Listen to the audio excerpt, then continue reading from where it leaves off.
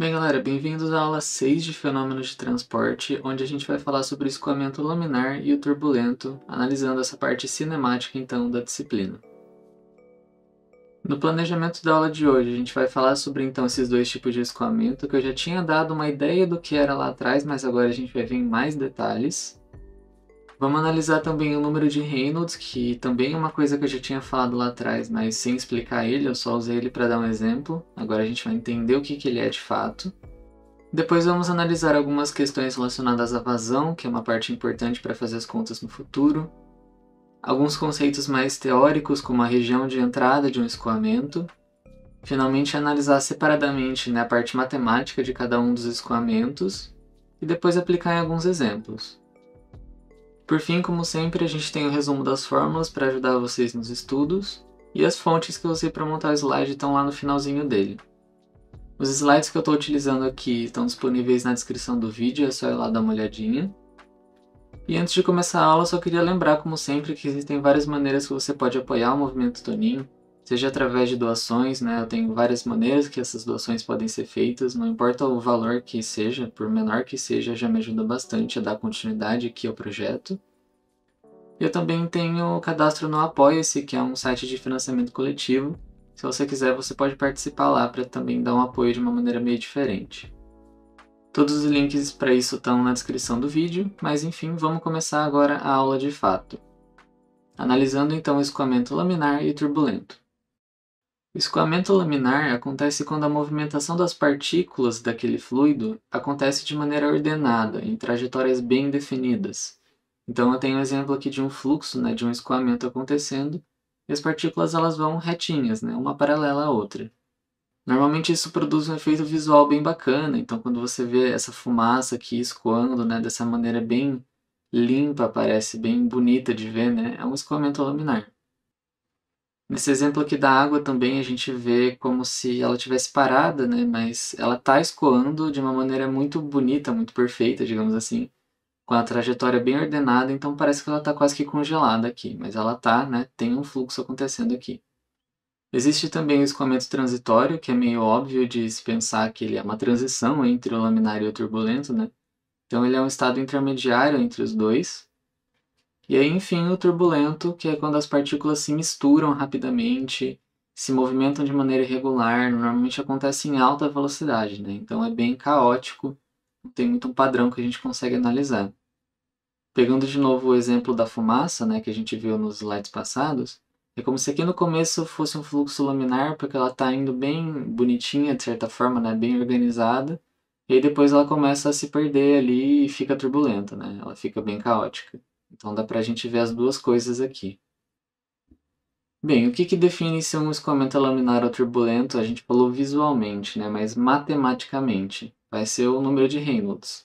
Reynolds foi um cientista que em 1883 fez uma experiência em que consistia em ter um tanque, com água, por exemplo, e esse tanque tinha um escoamento, então estava acontecendo um fluxo aqui, certo? A água está saindo nessa extremidade, e existe uma válvula aqui para você controlar a velocidade que essa água está saindo aqui desse tanque, esse tanque maior. Dentro disso, ele colocou um pequeno tubo com um líquido colorido, para poder, meio que um corante, para a gente poder ir liberando esse corante aqui dentro, e ver esse filete bem fininho de corante que se forma. E ele vai acompanhando o fluxo, certo? Então lembra que eu falei da velocidade em que cada tipo de escoamento ocorre? Conforme você vai variando essa válvula aqui e vai mexendo na velocidade, você consegue perceber que, vamos supor, estava mais devagar, ele estava bem laminar, bem bonitinho, igual aqui na imagem. Mas você começa a aumentar, ele começa a ficar todo turbulento. Então, através dessa experiência, a gente consegue visualizar esse fenômeno. Muito mais legal do que ver isso numa imagem é ver num vídeo, então eu deixei aqui um link recomendado para vocês que tem justamente essa experiência mostrando a saída, Então a velocidade e a quantidade de água que está saindo aqui e como esse corante vai se comportando ali dentro do tubo. Então se vocês quiserem ver como um complemento, o link está no slide. Bem, depois desses experimentos, ele percebeu que o escoamento depende da relação entre forças inerciais e viscosas do fluido. O que são as forças inerciais? Vamos dizer assim que são as do movimento, do momento do fluido. elas dependem da densidade, da velocidade e do diâmetro que você está ali dentro daquele tubo. Então, por exemplo, supondo que, né, o diâmetro não vai mudar, porque você tem a tubulação ali, ponto. Quanto mais denso for o fluido e mais velocidade ele tiver, mais momento ele vai ter. Já as forças viscosas são o que a gente viu da viscosidade. Então, elas são representadas aqui pela viscosidade dinâmica embaixo da fórmula. Fazendo essa conta aqui, a gente vai encontrar o número de Reynolds. Se esse número estiver entre 0 e 2300, o regime é laminar. Se ele estiver nesse intervalo aqui, é de transição. E se ele for maior ou igual a 4000, ele é turbulento. Então percebam que quanto menor for, mais próximo vai ser do laminar. E quanto maior for, mais próximo do turbulento. Só que assim, não entendam isso daqui como uma regra absoluta, porque dependendo do livro que você consultar, do material que você estiver consultando, ele pode dar alguns intervalos meio diferentes, mas ainda assim a ideia é a mesma, eles são bem próximos no geral.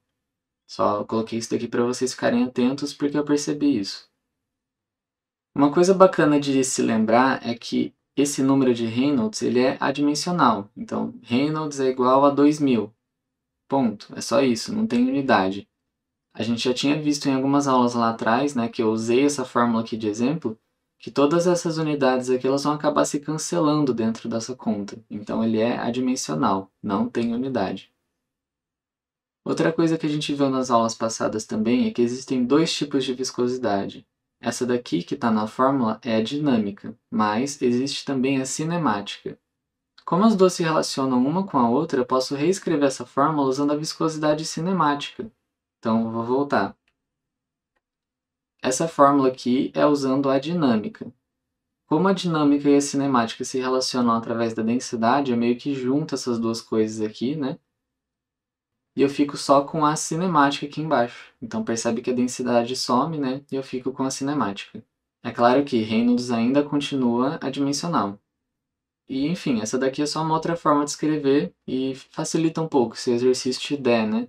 Ao invés de te dar a dinâmica da cinemática, você sabe que se você usar essa fórmula aqui vai ser mais fácil, você não vai ter que pensar tanto, digamos assim. Beleza, agora um outro conceito importante para a gente entender para as contas no futuro é de vazão, certo? O que é vazão? A vazão volumétrica, né, de volume, vai dar o volume de fluido que está fluindo, né, que está escoando ali, em um determinado período de tempo. Então, na verdade, é uma coisa que a gente está até acostumado a ouvir no dia a dia, né? O Q de vazão vai ser volume por tempo. Então, eu tenho, por exemplo, tantos metros cúbicos por segundo de água escoando aqui. É que aqui tem metros cúbicos porque é o sistema internacional, mas eu poderia falar litros por segundo também, né? Quantos litros está saindo a cada segundo aqui nessa torneira? É uma medida de vazão.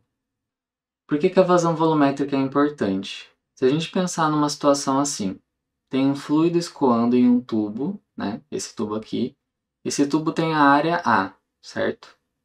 Quando se passar um determinado período de tempo t, então passou tantos segundos, por exemplo, o fluido vai percorrer uma distância que ele chamou de S aqui. Não sei exatamente por que ele usou S na imagem, acho que fica meio confuso. Mas enfim. Então pensa assim, eu tenho uma porção de fluido que está aqui, né, no t igual a zero, então comecei a analisar aqui, iniciei o cronômetro, esse fluido andou um pouco para frente, parei o cronômetro. Então ele percorreu essa distância no tempo t, né? Sei lá quantos segundos você quer que seja o tempo t, mas enfim, aqui é só um exemplo. Comecei aqui, iniciei o cronômetro, ele veio até aqui, parei. Então, S é a distância e T é o tempo. Se vazão é volume dividido por tempo, o que é o meu volume, né? Vamos pensar, tem um cilindro aqui. Qual que é a fórmula de volume de cilindro? Volume de cilindro é sempre a área da base vezes a altura. Então, a área da base seria isso daqui, a nossa área, né? E a altura do cilindro seria o S, certo? Que é a distância que eu percorri. Então, eu posso reescrever volume como área vezes S. Beleza, se eu tenho S, que é uma distância, certo? Uma distância horizontal, dividido por T, o que normalmente é uma distância sobre tempo? Velocidade, certo? Metros por segundo, por exemplo, uma velocidade. Então, eu posso reescrever que vazão é volume sobre tempo como vazão é velocidade vezes área. Velocidade média aqui no caso, né? Mas enfim, vazão é velocidade vezes área. E isso daqui é muito importante. Nossa, a gente usa isso o tempo todo em fenômenos de transporte e em hidráulica, que é a disciplina que vem depois, né? Pelo menos no meu curso. Isso daqui é muito importante ter essa noção. Então, enfim, é uma outra forma de escrever a vazão. Mais uma outra forma é a vazão mássica, que a gente não usa tanto, pelo menos eu não cheguei a usar tanto. Mas o conceito é bem parecido, né? Ao invés de você ter o volume passando por um tempo, vai ser a massa passando por um tempo. Então, o QM, né, vazão mássica, é massa por tempo. E aí fica quilogramas por segundo. É como se eu estivesse pensando naquele exemplo da torneira aqui, né? Então, quantos gramas, quantos quilogramas de água está saindo dessa torneira a cada segundo? É a mesma coisa, só muda a grandeza que você está analisando. Agora, mudando um pouco de assunto, a gente vai falar de um conceito mais teórico, que é da região de entrada. A imagem é meio feia, mas junto a gente vai entender ela, certo? Então não se preocupem. Quando um fluido está entrando em um tubo circular com velocidade uniforme, as partículas na camada em contato com a superfície do tubo param completamente. Bem, o que isso daqui que eu acabei de ler significa? Vamos lembrar das aulas passadas um pouquinho. A gente tinha uma situação em que existia uma placa que estava parada, né, com V igual a zero, e uma outra placa aqui em cima que se movimentava, né, ela era puxada por um V diferente de zero. Então ela está se movimentando. Eu começava a observar aqui a formação de um perfil de velocidade, lembra? Então, por causa do atrito, o fluido que estava escoando aqui, né? Por causa do atrito dessa placa estática, ele ficava mais parado, né, com V0, e conforme eu ia subindo, eu tinha uma velocidade um pouco maior, minha velocidade vai aumentando conforme a minha altura varia. Isso daqui é quase a mesma situação, é só a gente imaginar que eu tenho as duas placas paradas. Então eu tenho aqui também V igual a zero. O que vai acontecer nesse caso? Um perfil mais ou menos assim, em formato de parábola, certo? Porque aqui eu estou em contato com uma coisa parada e aqui também. Aqui no meio é onde eu tenho menos influência do atrito, né? Aqui é onde eu tenho mais influência do atrito. No meio eu tenho menos, então a minha velocidade é bem maior. E aí o perfil que se forma fica mais ou menos assim. Aqui é a mesma coisa, então conforme a minha água entra, ela está em contato com as duas superfícies que são estáticas. Então a minha velocidade no meio é muito maior, né? E eu tenho que ir vencendo essa força de atrito. Então percebe que o meu perfil, olha só, né, setinhas, como ele vai se formando, ele começa reto, né? E ele começa a formar um perfil desenvolvido em parábola aqui. Então eu acabei adiantando um pouquinho aqui, né, que a gente tem esse gradiente de velocidade que se desenvolve ao longo do tubo. Um detalhe, né, que eu acabei não falando agora, que justamente para compensar, é uma maneira de ver, né, para compensar essa perda que o atrito causa aqui, para que a vazão se mantenha a mesma, eu tenho que aumentar a velocidade do meio, né. Então é meio que isso que gera esse perfil de parábola, né, essa questão do atrito aqui nas pontas gera esse perfil de parábola. Então, enfim, o que é a região de entrada? É isso aqui que a gente pode ver na imagem. Ó. A região de entrada hidrodinâmica é desde a entrada, em que o atrito começa a ter influência, até a parte que eu tenho o desenvolvimento completo do meu perfil. Então, ele não vai mais mudar, né, de certa forma. Ele vai se formando e pronto. É isso daqui. Então, a região de entrada é essa região onde eu tenho a influência maior do atrito que vai formando o perfil de velocidade. Depois vira uma região hidrodinamicamente completamente desenvolvida. Então é uma imagem um pouco poluída, mas dá para entender. Outros dois conceitos têm a ver com a camada limite. Então, ainda na mesma imagem, a camada limite é justamente essa parte em que o atrito tem influência, digamos assim, né? Então, o fluido é perturbado pela presença da superfície do tubo. Então, essa parte mais externa aqui que a gente está vendo, né? Já a região de escoamento irrotacional é essa daqui do meio, em que o atrito pode ser considerado desprezível, né? Então percebe que ela vai se afunilando aqui com o tempo. São esses dois outros conceitos que estão aqui. Como eu já tinha adiantado, né, então o comprimento de entrada hidrodinâmica é esse espaço aqui. E é interessante observar que justamente a espessura da camada limite, né, dessa parte mais externa, ela vai aumentando, olha só. Então no começo o atrito tem algumas regiões aqui que ele não tem tanta influência. Mas conforme o perfil se desenvolve, chega uma hora que ela pega o tubo todo praticamente, né? Bem, analisando uma imagem diferente, só para mudar um pouquinho a perspectiva, né? Eu tenho que o comprimento de entrada hidrodinâmica, ou comprimento de entrada, é a distância desde a entrada do fluido no tubo até o ponto em que ele se torna um perfil de velocidade desenvolvido. Então esse daqui é meu comprimento. Como é que eu calculo ele? Aí agora vai entrar as contas. Se o escoamento for laminar, então eu vou ter que ir lá, fazer a conta do Reynolds, né, descobrir se ele é laminar, turbulento, enfim. Se ele for laminar, eu vou fazer que o comprimento de entrada vai ser 0,05 vezes Reynolds vezes o diâmetro do tubo. Se for turbulento, é essa outra fórmula aqui. A gente vai ver agora várias fórmulas que uma vai ser para laminar e outra vai ser para turbulento, né? Sempre vai ter essa diferença. E falando nessas diferenças, o que vai diferir do perfil de velocidade para o laminar e para o turbulento? Essa questão da parábola que a gente estava falando só acontece no laminar, porque pensa que ele é mais organizado, ele é mais previsível de certa forma. Então a gente consegue afirmar que isso daqui vai acontecer por causa da questão do atrito. Ponto. Já no turbulento vai ser completamente diferente, né? A gente não vai entrar em detalhes em relação a isso, mas pensa que está um caos aqui dentro, então tem várias coisas, né? Tem a camada turbulenta, superposição, amortecedor, enfim, a gente não vai explicar o que é tudo isso, mas é só para vocês entenderem que o laminar com a parábola é o que normalmente a gente vai usar nos exercícios, justamente por ser mais didático, por ser mais previsível. Então, falando agora do escoamento laminar, vamos ver como é que funciona esse perfil de velocidade, quais são as contas que a gente vai fazer. A gente já sabe que ele é uma parábola, né? Mas vamos analisar como calcular tudo isso. A fórmula do perfil de velocidade vai ser: a minha velocidade varia em relação ao raio, certo? Então, velocidade em relação ao raio vai ser ΔP, a diferença de pressão entre os dois pontos, né, que você está analisando. Depois eu vou explicar com mais detalhes, não se preocupem, mas vai ser ΔP dividido por 4 vezes a viscosidade dinâmica vezes o comprimento que você está analisando, multiplicado por raio total ao quadrado menos o raio sendo analisado ao quadrado. Bem, vamos às explicações agora.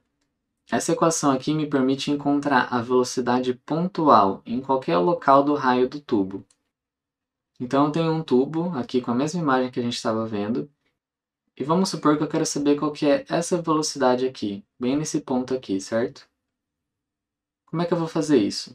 Bem, essa fórmula ela vai me dar a velocidade que eu quero saber, então a velocidade nesse ponto aqui, em função do raio pequenininho. O raio pequenininho é o que eu estou analisando.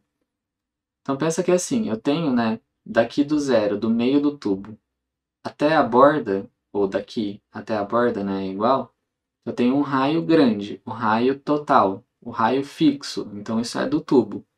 O tubo tem 10 de diâmetro, né, 10 metros, vamos supor, um valor aleatório. O raio total vai ser 5. Ponto. Isso é uma coisa que não muda, certo? É um raio fixo. O raio pequenininho, né, o Rzinho, é o que eu estou analisando pontualmente. Então, eu sei que daqui até aqui tem 5, por exemplo. Mas eu quero saber qual que é a velocidade no 3. Então, o 3 vamos supor que seja mais ou menos aqui, né? 1, 2, 3. Vamos supor mais ou menos aqui. Então, é aqui que eu quero saber a velocidade. Então eu sei que eu vou usar 5 no raio grandão, porque é a coisa fixa que não muda, e 3 no raio pequeno. E aí fica, né, a questão do comprimento da pressão é um pouco mais simples.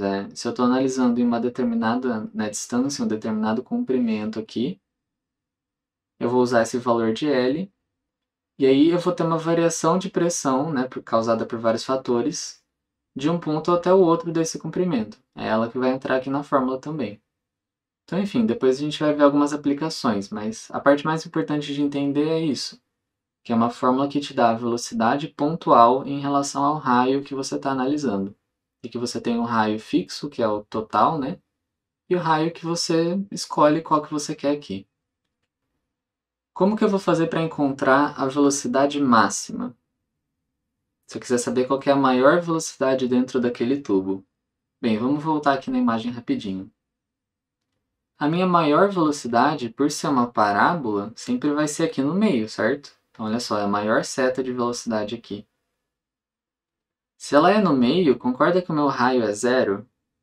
Porque né, o centro do tubo começa no zero e depois o raio vai aumentando para cima e aumentando para baixo. Então, o meu R pequenininho é zero.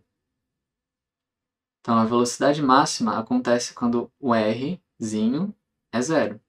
Se eu colocar zero aqui, eu tiro esse termo da minha equação e eu fico só com essa outra parte, né? Só com a primeira parte aqui da equação. Então, eu tenho a equação da velocidade pontual e da velocidade máxima agora, né? Da maior velocidade ali no tubo. Vamos voltar aqui mais uma vez.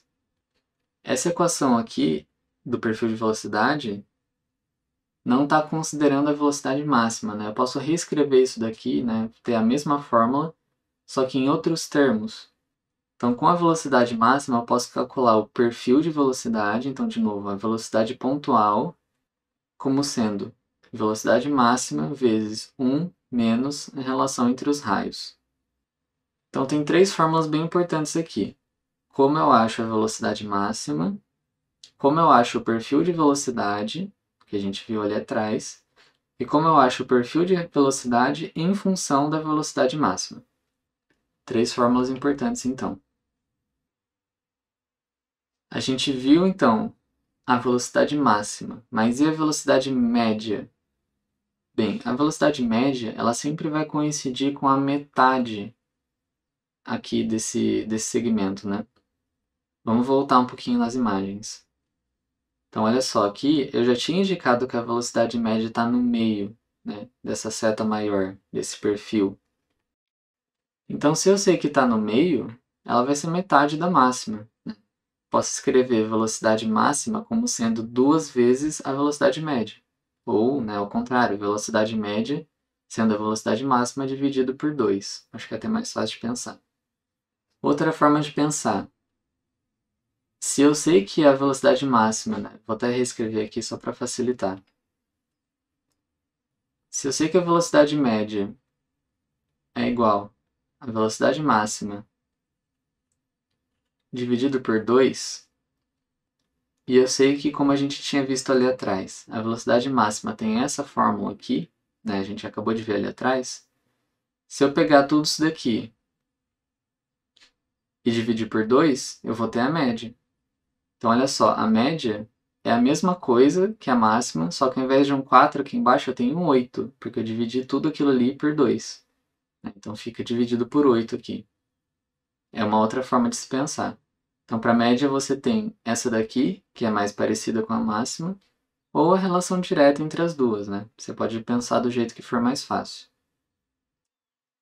E aí, por fim, a gente tem, eu coloquei junto aqui porque ela é mais simplesinha, né? A fórmula de tensão, que é um conceito que a gente já aprendeu também. Então, se eu quiser encontrar a tensão ali, né, nesse escoamento laminar, a gente está, lembrando, né? A gente está falando tudo laminar aqui. Todas essas fórmulas são laminares. É só aplicar essa fórmula com os conceitos que a gente já aprendeu, com L e com a variação de pressão, certo? E com o raio que você está analisando. Agora vamos falar do escoamento turbulento. O diagrama de velocidades, ou seja, aquele perfil de velocidade, né, pode ser representado por essas duas equações aqui. Eu percebi que assim, o turbulento ele é um pouco mais complexo do que o laminar, obviamente. Então, quando a gente estuda, ele tem menos explicações e mais, tipo assim, a fórmula é essa daqui porque seria muito difícil de demonstrar, sabe? Então, eu acabei aderindo um pouco a essa ideia porque realmente fica muito trabalhoso. Enfim, se eu fosse explicar a origem de tudo, ia ser muito tempo gasto nisso. E não é exatamente o foco do meu curso, pelo menos, que é engenharia ambiental, né? Então, enfim, eu não vou trabalhar diretamente com hidráulica nem nada, então é mais para a gente ter uma noção de que isso existe e se aparecer na nossa frente saber como resolver, né? Mas aí depende da demanda do seu curso. Bem, enfim, são essas duas equações. A velocidade local, ou seja, a pontual, né, de novo, eu quero saber naquele raiozinho ali em relação ao total, né? Então, a velocidade local é essa. Dividido pela máxima, vai ser essa relação aqui. E a média dividido pela máxima, é essa relação aqui. Beleza, mas o que tem de novo aqui? Tem o n, né? O que é esse n? N vai variar dependendo do número de Reynolds. Então, você sempre vai ter que fazer a conta do Reynolds e dependendo do valor do Reynolds, você vai adotar um valor de n diferente. Então, nesses intervalos aqui. Bem, vamos lá para a parte dos exemplos agora de aplicar, porque a gente viu bastante fórmula nessa aula, certo? Exemplo 1. Eu tenho um tubo horizontal com 150 mm de diâmetro transportando fluido em escoamento laminar, muito importante saber para qual fórmula você vai usar, laminar desenvolvido. A diferença de pressão medida entre as duas regiões separadas por 10 metros, então já sei que 10 vai ser meu L, né? É a distância entre essas duas regiões que você está analisando, é de 35 kPa. Qual que é a tensão de cisalhamento que atua na superfície do tubo? Então, a tensão é aquela última formulazinha que eu mostrei para vocês. Bem, a situação é bem parecida com o que a gente está aprendendo até agora. Eu tenho um tubo, né? Vou fazer um desenho dele bem rapidinho aqui. Eu tenho o meu fluido entrando e o perfil de velocidade já está desenvolvido, igual ele falou aqui. Então, eu tenho aquela questão da parábola.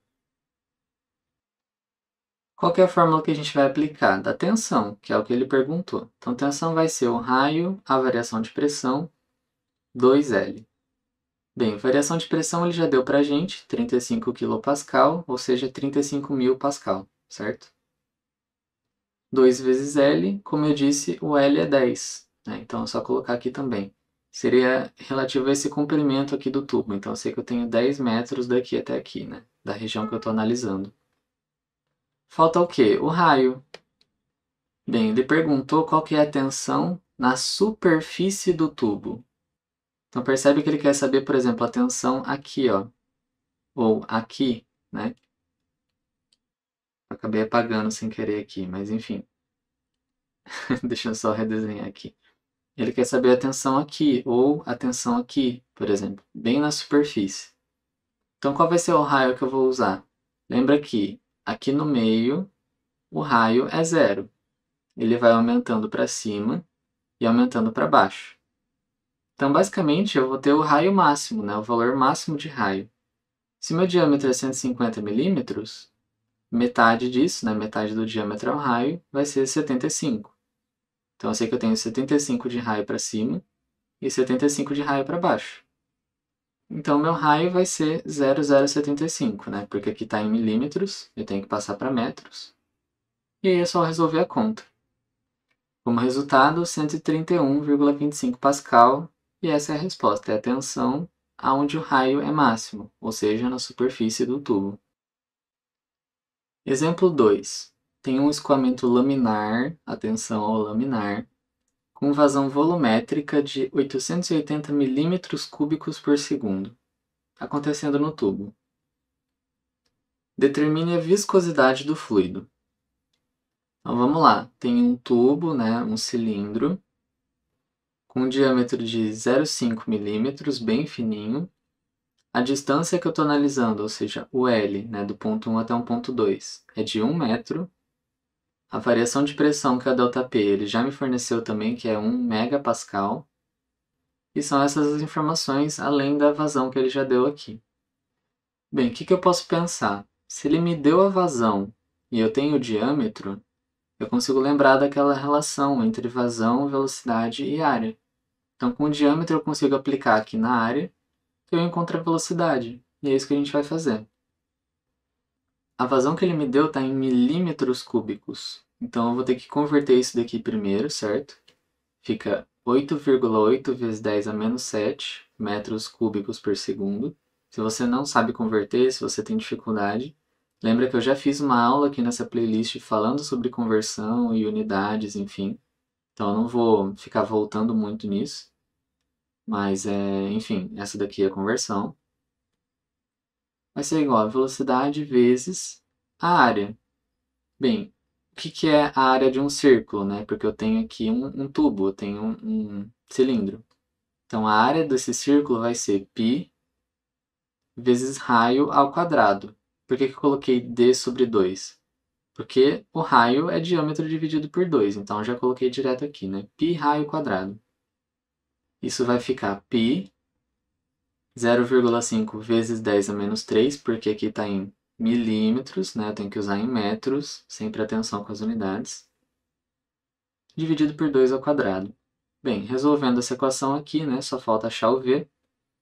A velocidade, que é a velocidade média, é de 4,48 metros por segundo. Então eu já tenho a informação da velocidade média que está passando aqui nesse tubo. Bem, a gente viu uma fórmula que dá essa velocidade média, certo? Era essa fórmula aqui. E olha só que conveniente, nessa fórmula tem a viscosidade, que é o que o exercício está pedindo. Então vamos ver, a gente tem velocidade, a gente tem a variação de pressão, que é 1 megapascal, né? O R ao quadrado vai ser o raio total, também temos 8, e o L também temos. Então é só substituir tudo aqui. A velocidade que a gente acabou de achar, a variação de pressão que é 1 megapascal, então o mega é 10 a sexta, né? 1 vezes 10 a sexta. O raio ao quadrado eu fiz bem parecido com antes, né? Então eu fiz o diâmetro dividido por 2, que é o raio ao quadrado. 8, viscosidade, e o 1, que é o do comprimento de 1 metro aqui. Resolvendo essa equação, a gente chega que a viscosidade é de 1,74 vezes 10 a menos 3 pascal por segundo. Agora, exemplo 3. Em um escoamento laminar desenvolvido em um tubo circular, então tudo que a gente já viu, né? A velocidade de escoamento em R sobre 2 é 6 metros por segundo.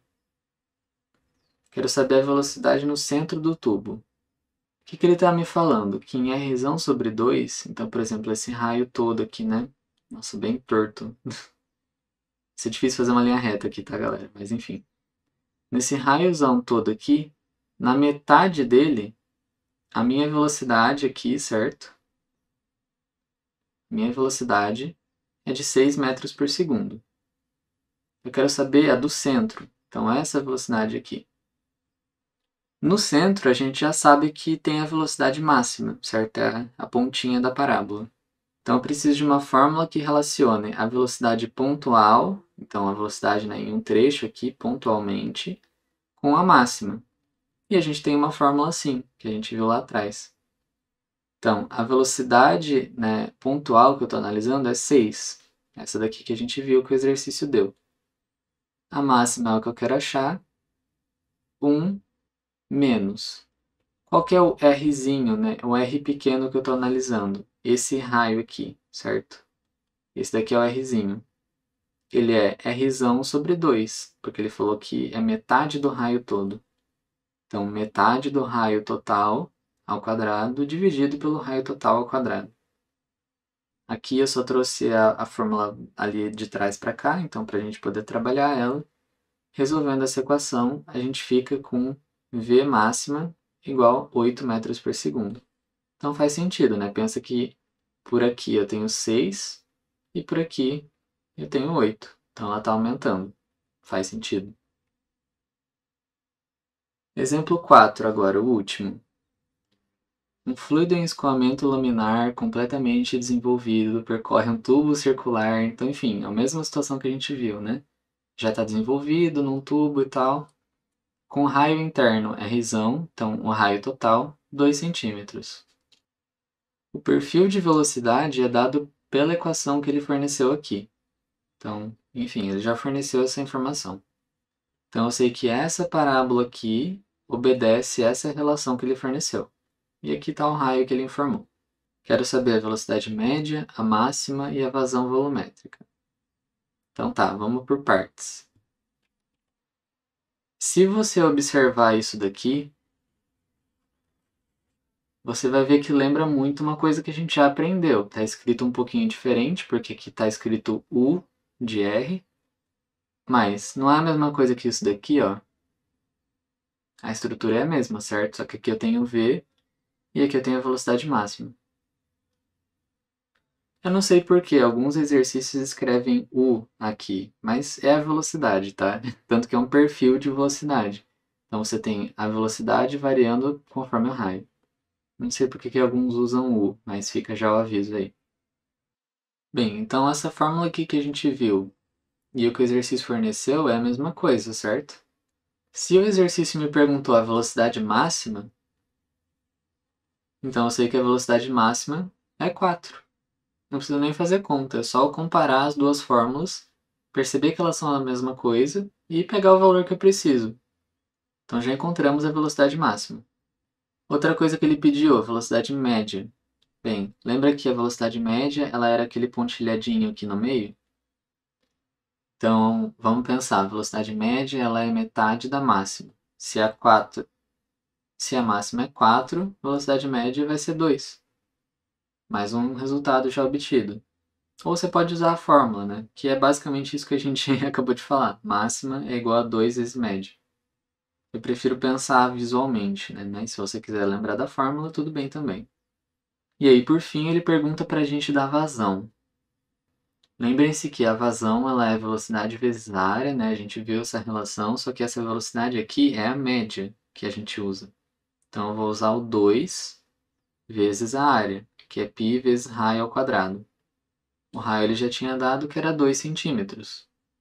Então, convertendo para metro, 0,02, e aí eu obtenho a vazão volumétrica, né, em metros cúbicos por segundo. Com isso, a gente chega no resumo das fórmulas.